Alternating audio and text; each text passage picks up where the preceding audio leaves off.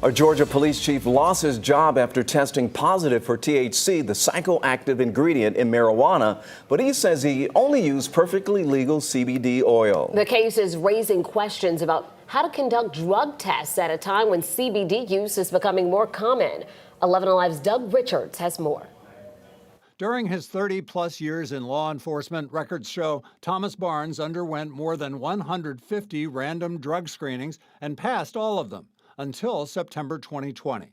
That's when the Columbus Technical College police chief tested positive for marijuana in a random drug test. He denied ever using, marijuana or THC in any form except for the CBD. Records show the former Columbus Drug Task Force officer had admitted to using legal CBD oil the night before his drug test to relieve pain in his arthritic shoulder.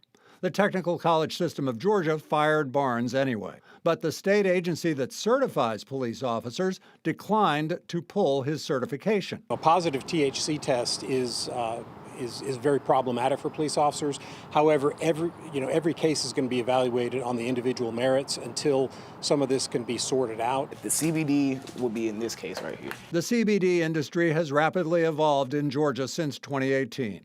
When a Republican Congress passed a farm bill which removed restrictions on the growth and production of hemp. Hemp is a close botanical cousin to marijuana, but lacks its psychoactive ingredient, THC. This won't show up on any sort of drug screening or anything because it's not THC, it's CBD. Cloud9 is a CBD store just up the street from the state capitol. It does not sell marijuana. That can be used as kind of like a mind relaxer, I call it. But its hemp-based products can blur the lines a bit. It's still hemp-derived THC, but especially with this brand right here, when it comes down to Delta 8, you can combine different THC analogs to each other. There's THC, and that's the main psychoactive ingredient of cannabis, in these products, even when they're advertised as being THC-free. Eric Sevigny says sometimes CBD converts into THC during storage. He says manufacturers, which also make THC products, which are legal in other states,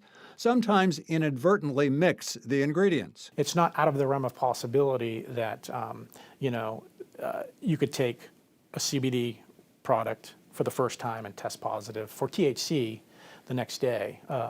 Because it's just that unregulated. This summer, the Georgia Post Council adopted a statement warning law enforcement officers to beware of positive drug tests after using CBD.